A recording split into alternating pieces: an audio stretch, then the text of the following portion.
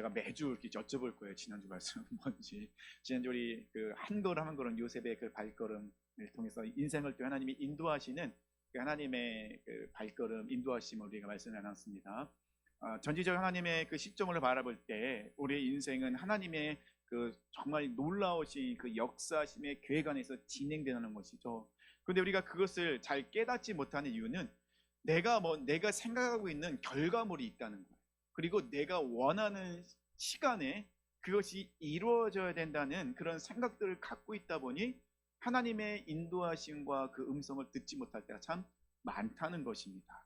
근데 오늘 본문의 말씀은 어찌 보면 지난주의 말씀과 좀 연장선에 놓이게 된다는 것입니다. 우리의 인생을 정말 리얼하게 보여주고 있는 성경은 사사기라고 저는 말씀드리고 싶습니다. 사사기의 큰 주제는 뭐냐면요, 누가 왕이냐라는 그런 큰 주제를 갖고 있습니다. 그래서 사사기 전체를 보면요, 항상 누가 왕이냐의 싸움을 치열하게 하고 있는 모습이 사사기에는 기록되어 있다는 것입니다.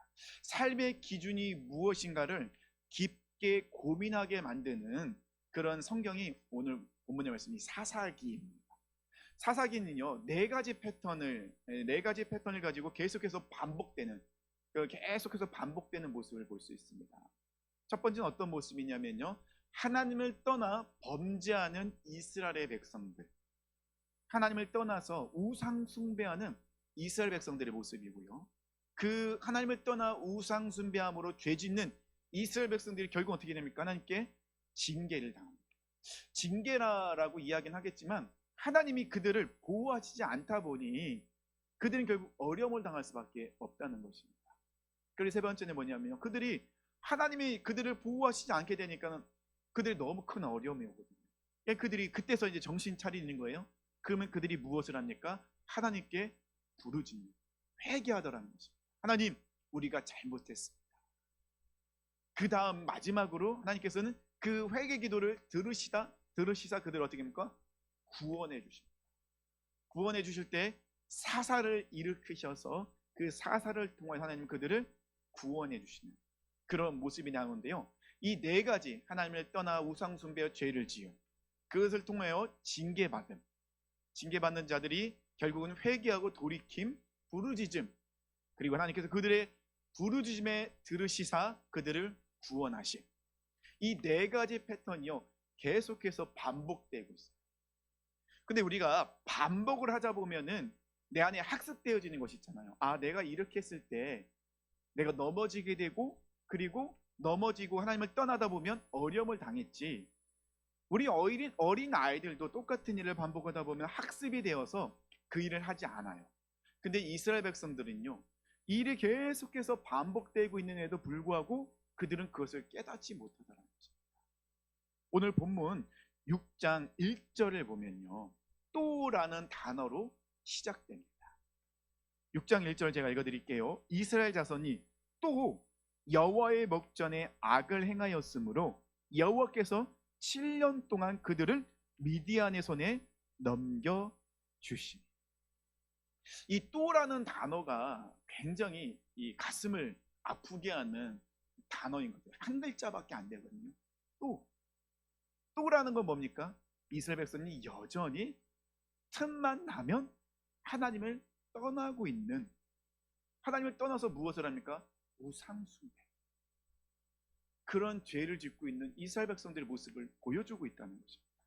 이스라엘 백성들은 또 여호와 하나님을 떠나 우상숭배 죄를 짓게 되고, 그 모습을 통하여 하나님은 그들을 내버려 두십니다. 보호막을 다 걷어버리시죠. 그렇게 되면 어떻게 됩니까? 미디안이 이스라엘 백성을 7년이나 그들을 억압한다는 것입니다.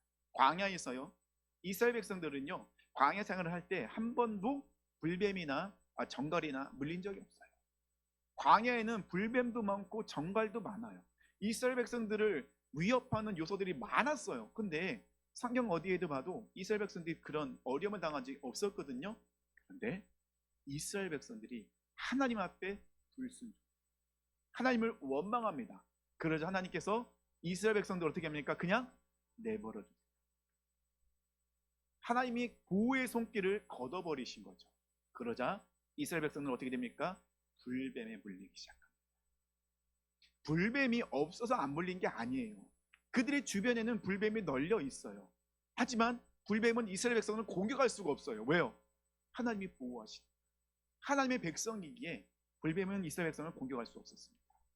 하지만 하나님이 그들에게 행했던 보호의 손길을 거두시자 불뱀들은 이스라엘 백성들을 공격하기 시작했습니다.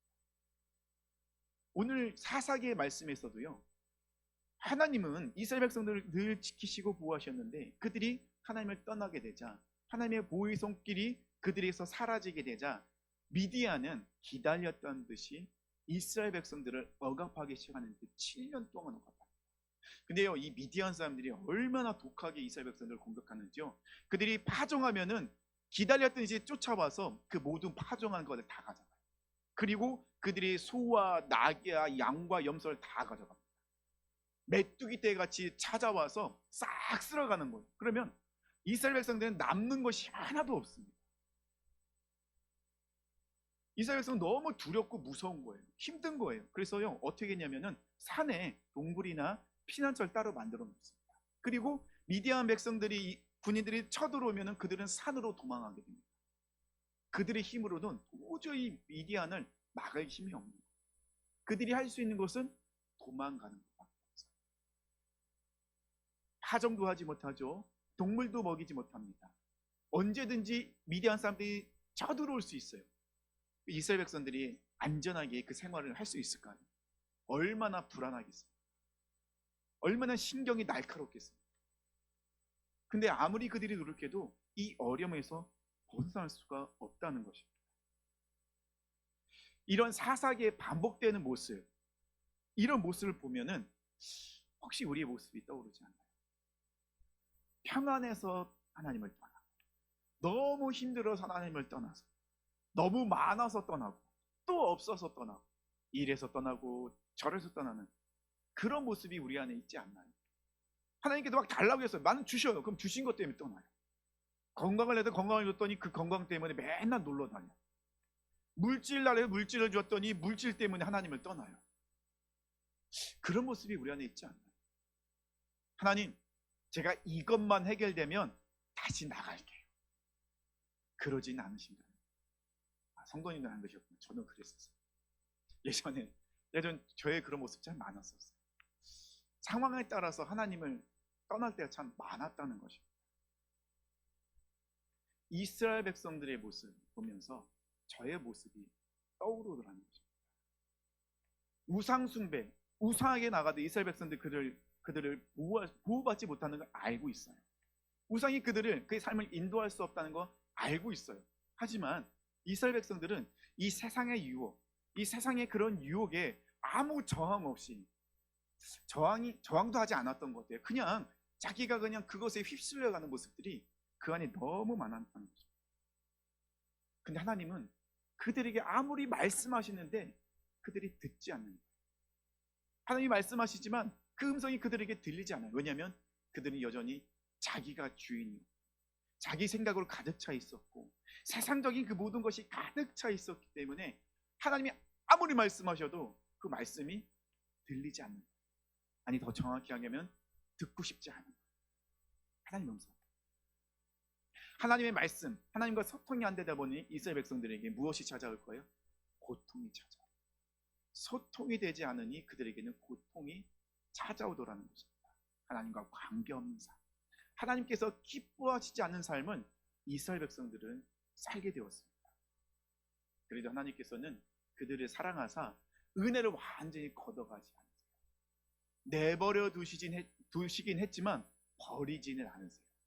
하나님이 버렸다는 건 뭡니까? 그들을 심판하겠다. 하나님은 하나님의 백성을 그렇게 심판하실까요? 아닙니다. 하나님 끝까지 그들을 용납하시고 인정하시고 기다리고 계시다는 것입니다. 7년 동안 하나님은 이스라엘 백성을 미디안 손에 넘겨주십니다. 넘겨주셨다는 건 뭐죠? 그들을 더 이상 보호하지 않으시, 그냥 내버려 두셨다는 거죠. 하나님께서 그들을 내버려 두시고 보호하시지 않으니까 어떤 일이 일어나죠? 미디안 사람들이 이스라엘 백성들에게 자기들이 하고 싶은 대로 다 하는 거예요. 근데 이스라엘 백성을 아무도 건져주지를 못하는 그런 어려움에 놓여 있는 것입니다. 이스라엘 백성들의 삶은 너무나도 비참하죠. 그들은 제대로 생활할 수가 없는 그런 어려움에 놓여 있었다는 것입니다. 이 사사기를 보면서 저는요, 안타까움과 희망 두 가지를 발견해 되어 있다는 것입니다. 세상 유혹에 자꾸 넘어지고 하나님을 떠나는 그런 이스라엘 백성들의 모습이 나의 모습인 것 같아서 너무 안타까웠고, 그럼에도 불구하고 하나님은 정말로 그들을 기다리시고 보호하시고 그들을 찾아오시는 그 하나님의 모습 속에서 또 희망을 발견하게 되었다. 안타까움과 이 희망의 모습이 이 사사기의 모습 속에서 우리는 발견할 수 있다는 것입니다. 이스라엘 백성들은요, 고집이 너무 세요. 7년 동안이나 그렇게 고난을 당하는데, 어려움을 당하는데 하나님 앞에 도와달라고 말을 하지 않아요. 그냥 끝까지 버티는 거예요. 버티다 더 이상 안 하니까 그제서야 하나님께 도와달라고 부르짖게 되죠. 고래 힘줄 같은 그런 너무나 그 고집 센 그 모습, 저의 모습이죠. 우리 성도님들은 안 그러시죠? 그러시면 안 돼요. 이스라엘 백성들은 고집이 세지만 그 고집이 결국은 고난 속에서 다 무너지게 되죠. 그래서 그들은 하나님께 부르짖는 선택합니다. 하나님 부르짖으시니 하나님은 언제 그래나느듯이 다시 이스라엘 백성들에게 찾아가십니다. 그리고 그들에게 말씀하시고 그들을 구하십니다. 오늘 본문 7절에 보니까요, 하나님께서 이스라엘 백성을 구원해 주신 이유를 무엇이라 말씀하고 계십니까? 그들이 하나님께 부르짖었기. 이스라엘 백성들이 하나님께 부르짖는 거예요. 하나님, 도저히 살아갈 수가 없습니다. 너무 힘듭니다. 하나님, 우리를 불쌍히 여겨주세요. 아무도 우리를 구원해 주지 못합니다. 하나님만이 우리를 구원할 수 있습니다. 이런 애절한 그런 간절한 부르짖음을 하나님께서 들으시사 하나님께서 그들을 구원하시기로 계획하십니다. 그런데 먼저 이스라엘 백성들을 구원하시기 전에 하신 일이 있어요. 먼저 뭐냐면 8절의 말씀 보면요, 하나님께서 한 선지자를 보내시고 이스라엘 백성들이 죄를 책망하십니다. 너희 조상들이 어떻게 구원받은지 아냐? 너희들이 애굽에서 어떻게 구원받았느냐? 내가 이스라엘 백성을 애굽에서 건져내지 않았다. 너희들이 원수가 있을 때 너희 힘들게 하는 그 모든 사람부터 누가 구원했느냐? 내가 구원하지 않았다. 그런데 너희는 어찌하여 나를 떠나느냐? 하나님께서는요, 이스라엘 백성들을 구원하시기 전에 먼저 하신 일이 있어요. 뭐냐면 죄를 다 드러내세요. 죄를 깨닫게 하세요.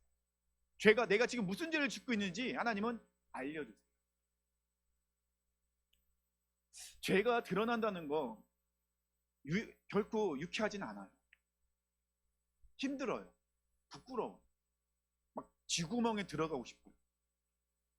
너무 어렵다는 것입니다. 하지만 하나님 그 모든 죄를 다 드러내세요. 왜냐하면 죄가 드러나야 회복이 일어나기 때문에. 그래서 이 선지자를 먼저 보내서 이스라엘 백성들의 죄를 정말 노골적으로 하나님께서 정확하게 말씀하시고 다 드러내세요. 깨달으라고 말씀하십니다. 그런데 이스라엘 백성들은 그 하나님이 그렇게 말씀하시고 죄를 깨달으라 하시지만은 그들은 여전히 자신들이 짓고 있는 그 죄를 여전히 잘 알지 못하는 모습을 보이게 돼요. 어떻게 알 수 있습니까? 그 13절에 기드온이 여호와의 사자를 만났을 때 이야기하거든요. 내 조상들이 분명히 애굽에서 하나님이 능력으로 건져주자고 했는데 왜 우리는 지금 미디안에게 이렇게 고통을 당하고 있습니까? 하나님이 우리를 버려서 그런 것 아니겠습니까? 라는 엉뚱한 이야기를 하더라는 겁니다.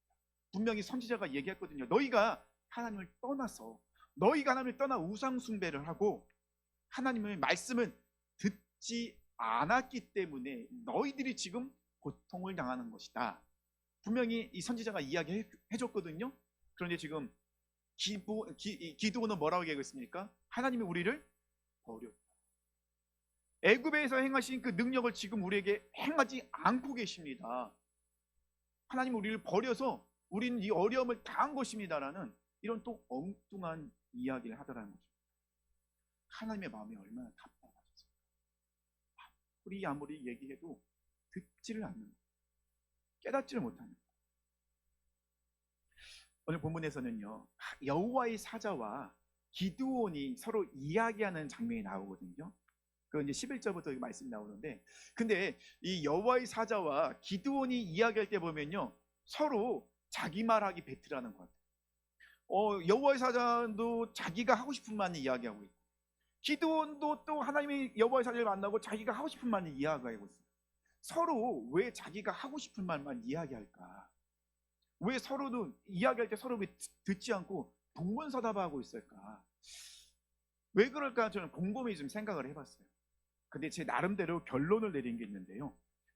그것은 무엇이냐면, 여호와의 사자는 하나님의 일하심에 초점을 두고 기도원을 바라보고 기도원에게 이야기를 하고 있어요. 근데 이 기도원은요, 여호와의 사자를 보자 하나님에 대한 원망에 초점을 두고 이야기를 하더라는 것입니다. 한 사람은 하나님의 일하심에 초점을 두고 있고, 여호와의 사자는요, 한 사람 기드온은 자기가 하나님에 대한 오해, 하나님에 대한 원망을 가지고 자기의 이야기를 하더라는 것입니다. 그러니까는 서로 교착점이 없는 거예요. 서로 깨달아지는 것이 없다는 것입니다. 이것은요, 엄청난 차이인 거예요. 하나님의 일하심에 초점을 두고 있는 여호와의 사자는요, 기드온을 볼 때 기드온 무엇인가를 할 때는 본질을 바라보며 이야기를 한다는 거죠. 하나님의 일하심, 하나님의 역사하심, 그 사람의 지금 현 모습을 보는 것이 아니라 그 사람을 통해 일하시는 하나님께 역사하시는 그것을 보고 있고요. 원망에 사로잡힌 기드온은 하나님의 역사하심을 보지 못해요. 왜요? 원망에 사로잡혀 있어요. 자신의 생각과 세상적인 그런 관점으로 가득 차 있다 보니까는 여호와의 사자가 말씀하는 것이 들려지지가 않는 거예요. 깨달아지지가 않는 거예요. 용납이 되지 않는 거예요. 왜요? 그 안에 하나님에 대한 오해, 원망, 세상적인 관점으로 가득 차 있어요. 들려지지가 않다라는 거죠. 신실하신 여호와께서 이스라엘 백성을 구원하시기로 계획하십니다. 그리고 누구를 세우시냐면 기드온을 세우십니다. 11절에 여호와의 사자가 기드온에 나타나죠. 여호와의 사자가 기드온에게 나타났을 때 지금 기드온은 무엇을 하고 있죠? 기드온은요, 이 포도주 틀에서 몰래 숨어서 밀을 타작하고 있습니다. 포도주 틀은 어떤 곳이냐면요, 좀 좁아요. 한 사람 한두 명 정도 들어갈 수 있는 넓이에 거기에 땅을 한 1m 정도 팝니다. 왜 그렇게 할까요? 그곳에 수확한 포도를 집어넣고 발로 밟아서 즙을 내는 거예요. 그러니까 포도주 틀은요, 좁아요. 하지만 또 좀 약간 땅 밑으로 들어가 있어요. 기드온은 그것을 이용해서 그 땅 밑에 들어가는 몰래 그것에 숨어서 무엇을 하고 있습니까? 자기가 수확한 밀을 타작하고 있는 거예요. 왜요? 타작하다 걸리면 미디안 사람들이 다 뺏어가요. 뺏길까봐 너무 두려워서 몰래 숨어서 포도주 틀에 몰래 숨어서 밀을 타작하고 있는 거예요. 우리가 타작할 때는 굉장히 기쁜 날이잖아요. 우리가 농사한 것 수확을 거두고 또 타작할 때는 어떻게 되냐면 넓은 곳에서 곡식을 털어서 바람을 이용해서 쭉정이는 다 내보내고 알곡은 걷어들이는 게 타작의 모습이거든요. 근데 지금 기도는 그렇게 하지 못해요. 왜요? 너무 두렵거든요. 누가 두렵습니까? 미디안 사람. 자기가 가지고 있는 모든 것을 다 빼앗길 것이 너무 두렵기 때문에 몰래 숨어서 그렇게 포도주 틀에서 타작을 하고 있어요. 그 상황 속에서 여호와의 사자가 딱 나타난 거예요. 어찌 보면은 굉장히 비겁해 보이고 숨어서 좀 이렇게 두려움에 떨고 있는 기드온의 그 모습 속에서 그 상황 속에서 여호와의 사자가 딱 나타나. 그리고 12절 여호와의 사자가 기드온을 보면서 이야기합니다. 뭐라고 이야기하죠? 큰 용사여, 여호와께서 너와 함께 계시도다. 너무 뜬금없지 않나요? 아니 지금 뭐 기드온이 이스라엘을 막 앞장서서 막 큰 대승을 거둔 상황에서 여호와의 사자가 일어나서 큰 용사여 하면 이해가 되죠.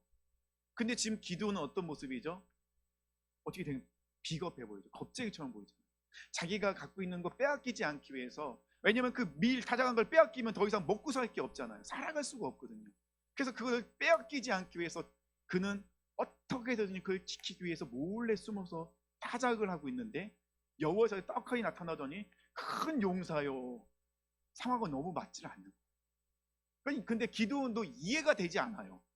아니 지금 내가 왜 여호와의 큰 용사로 하는 거지? 우리는 하나님께 지금 버림받았는데, 하나님 우리를 버리셨는데, 나는 저 미디안 사람이 무서워서 이렇게 몰래 숨어서 겁쟁이처럼 미를 타작하고 있는데 내가 왜 큰 용사가 될 수 있지? 기드온으로서는 도저히 이해가 되지 않습니다. 근데 아까 관점이 다르다고 했잖아요. 여호와의 사자는 지금 이 겁쟁이 같은 기드온의 모습을 보고 이야기했을까요? 아니라는 것입니다. 여호와의 사자가 기드온을 보면서 큰 용사여라고 불렀다는 것은 지금 그 오늘 본문에 나와 있는 기드온의 그런 너보다 겁쟁이 같은 모습을 보면서 큰 용사여라고 부른 것이 아닙니다. 그러면 여호와의 사자가 기드온의 무엇을 보고 큰 용사여라고 부를 수 있었을까요? 그것은 하나님께 순종한 이 기드온을 통해서 하나님께서 놀랍게 이스라엘을 구원하실 것을 바라봤다. 여호와의 사자는 그것을 봤어요. 기드온의 지금 모습을 본 것이 아니라 하나님께서 기드온을 통해 행하실 그 일을 여호와의 사자는 보았다는 것입니다. 그리고 기드온에게 그것을 선포하고 알려줍니다. 하지만 기드온은 어떤 관점이라고 했습니까? 세상적인 관점. 지금 자기의 처해 있는 그런 너무나도 비겁하고 비참한 자기의 모습을 볼 때 그것이 용납되지 않는 것, 그것이 믿어지지 않는 것. 우리가 지금 하나님께 버림받았는데 하나님 함께 하신다고요? 말이 돼요? 하나님 우리를 버리셨는데 무슨 하나님 우리 함께 하십니까?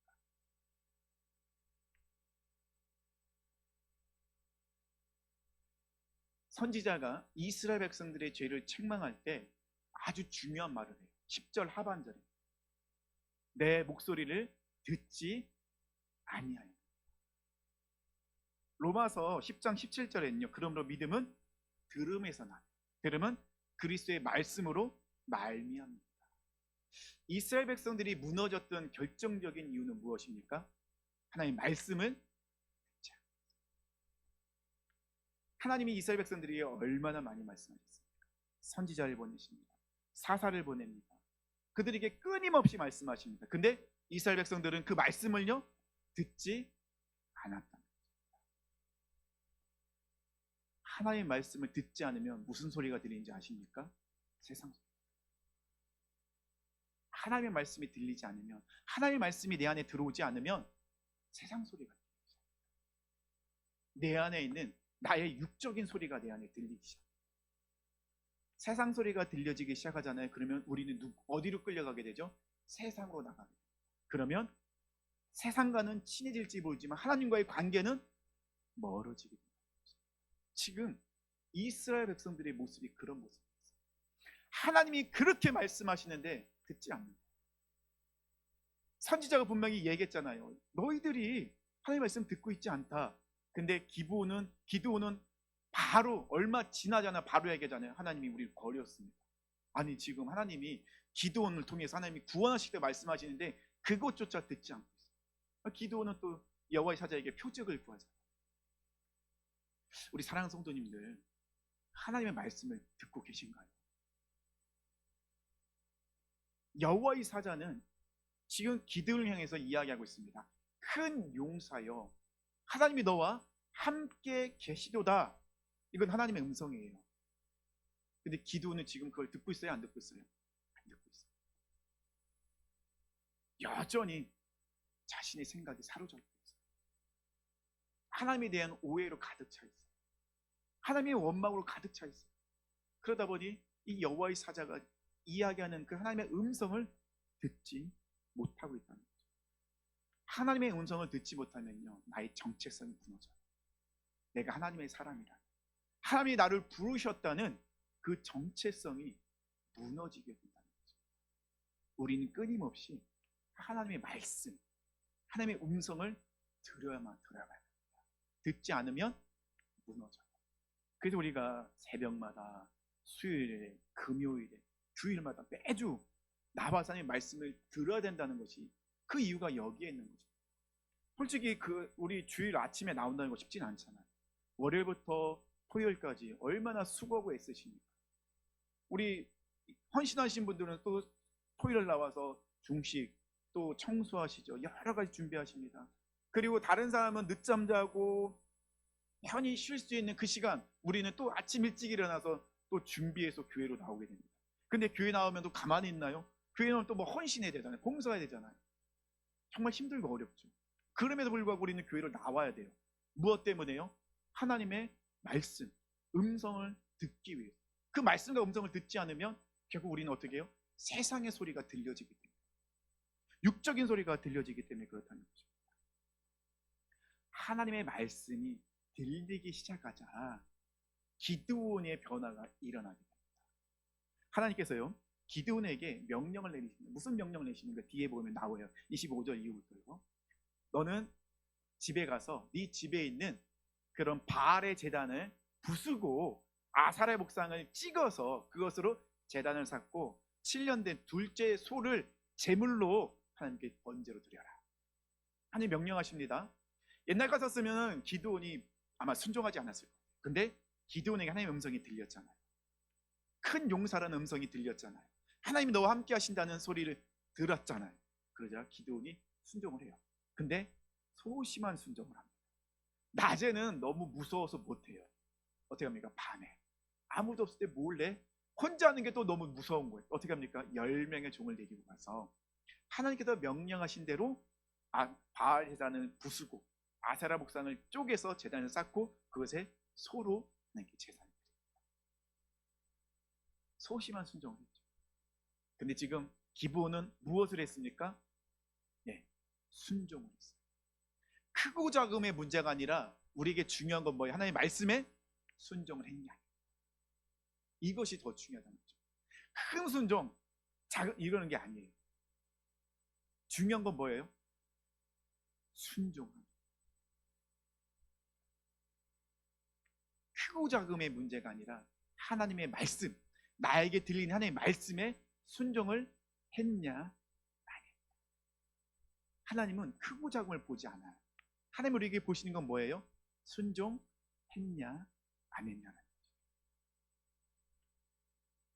하나님께 순종한 이 모습을 통하여서 정말 기드온은 큰 용사가 되어져 갑니다. 누가 이루십니까? 하나님이 하십니다. 하나님께서 기드온을 조금씩 큰 용사로 다듬으십니다. 근데 이 믿음의 발걸음을 내딜 수 있었던, 기드온이 그렇게 믿음의 발걸음을 내딜 수 있었던 이유는 뭡니까? 하나님의 말씀이 들리기 시작하면서, 하나님의 말씀이 내 안에 들어오기 시작하면서부터 기드온은 정말로 큰 용사가 되는 그 발걸음을 내릴 수 있게 되었다는 거죠. 기드온은 처음부터 큰 용사는 아니었어요. 하나님께 작은 소심한 순종을 했지만 이 순종을 또 하나님께서는 이 기드온을 이제 미디안 사람과의 전투에 내보내시죠. 1만 명이 모이잖아요.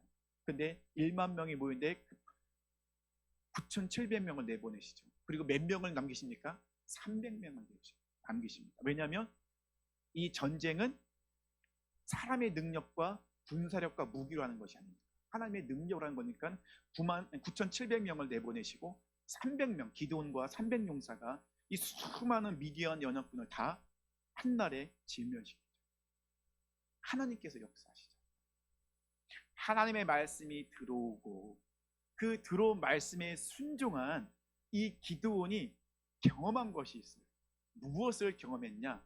하나님은 정말로 함께 하시고, 내가 하나님을 오해하고 있었고, 나는 하나님을 버렸다고 생각했는데, 하나님은 우리에게 관심이 없다고 생각했는데, 하나님은 우리에게 눈을 가렸다고 생각했는데, 아니요, 하나님은 우리를 다 듣고 계시고 보고 계시고 알고 계셨고, 하나님은 찾아오셨고, 정말 하나님은 저 멀리 계신 분이 아니라 지금 내 옆에 계시는, 함께 하시는 하나님이십니다.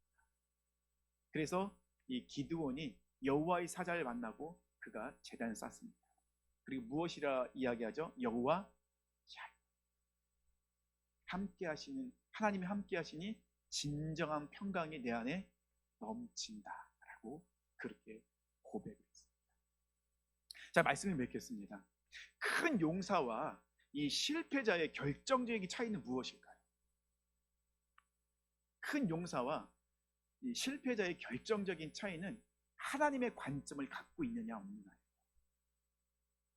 본질을 알고 있느냐 모르느냐, 내가 본질을 보고 있느냐 보지 못하고. 결정적인 차이는요, 내가 하나님의 관점을 갖고 있느냐. 기드온은요 하나님의 관점을 갖지 못했었어요. 하나님의 관점으로 기드온에게 큰 용사여라고 말하는 여호와의 사자의 말을 이해하지 못했어요. 왜냐하면 그는 자신의 관점, 세상적인 관점, 자신의 생각과 계획으로 가득 차 있었기 때문에 그것이 보이지 않았었어요. 하지만 기드온은 하나님의 말씀이 들어오게 되자 하나님의 말씀을 통하여 기드온의 관점이 바뀌기 시작합니다. 세상적인 관점에서 하나님의 관점, 자신의 생각과 계획과 세상적인 그 모든 것이 이제는 하나님의 모든 것으로 바뀌기 시작합니다. 그러자 하나님의 일하심, 역사하심, 함께하신 하나님이 보이기 시작하고 그 하나님을 경험할 수 있었다는 것입니다. 저도 지난번에 말씀드렸는데 저희 인생을 뒤돌아보면 정말 실패의 연속이었어요. 제가 이것의 강대상에서 이렇게 서서 설교하는 건 정말 기적이에요. 성도님들이 잘 모르시겠지만 저는 제 인생을 살아볼 때 저는 이곳에서 이렇게 설교하는 것이 기적이에요. 정말 많은 실패를 했는데 그 실패 속에서 성공을 한 게 있어요. 뭔지 아세요? 결혼을 잘했다. 결혼은 성공했어요. 근데 결혼을 성공할 수 있었던 것은요, 실패를 통해서 성공할 수 있었거든요. 그런데 제가 세상적인 관점으로 나의 모든 그 실패하는 그 모습을 볼 때는 전 실패자 같은 모습이었어요. 정말 너무 길게 돌아왔거든요. 제 목사 안수를 40회 받았어요. 보통 빨리 받으면 30회 목사 안수 받거든요. 10년이나 뒤에 늦게 목사 안수 받았어요. 그래서 지방회 때 모이면요, 저보다 더 젊은 사람들이 제 앞에 계세요. 선배님을 모셔야 돼요. 저 뒤에 있고. 그래서 세상적인 관점으로 볼 때 저는 정말 실패자의 모습이었습니다. 근데 하나님의 관점을 볼 때는 그 실패는요, 실패가 아니라 연단의 시간이었다. 그 실패를 통하여서 가장 성공한 결혼을 하게 됐잖아요. 그 결혼을 통하여서 제 옆에서 저의 그 믿음의 길을 같이 갈 수 있는 너무나 귀한 동역자를 만났다는 것입니다. 실패하지 않았으면 그녀를 못 만났어요. 세상적인 관점을 보면요, 우리는 실패자의 모습이 너무 많아요. 하나님이 나에게 역사하시는 그게 보이지 않을 때가 많아요. 이해가 되지 않을 때가 많아요. 근데 하나님의 관점을 보면요, 하나님의 연단의 시간이에요. 내가 하나님의 음성을 듣지 못하니까 하나님 나를 그 음성을 듣게끔 나의 귀를 열어주시는 시간이요. 내가 하나님을 바라보지 못하니까 나의 영을 열어주시기 위한 하나님의 계획하심, 그것을 우리는 볼 수 있다는 것입니다. 하나님은 지금도 우리와 함께 하십니다. 그리고 하나님은 지금도 내 옆에서, 우리 옆에서 말씀하고 계십니다. 오해하지 말고 원망하지 말고 불안하지 마시고요, 그 하나님의 말씀하실 때마다 믿음으로 반응하게, 그리고 믿음으로 기도합시다. 말씀을 통해서 하나님의 관점을 우리는 가져야만 됩니다. 말씀을 통한 하나님의 관점을 갖게 되면 정말 놀랍게 지금도 내 앞에서 역사하시고 나에게 말씀하시는 하나님의 음성을 듣게 됩니다. 하나님은 우리에게 지금 말씀하십니다. 큰 용사여 일어나라. 내가 너와 함께 한다. 우리에게 지금 말씀하고 계십니다. 우리 사랑하는 성도님들, 그 음성을 듣고 하나님의 관점으로 나를, 세상을 바라보시며 승리하시기를 축원합니다. 같이 일어나셔서 우리 찬양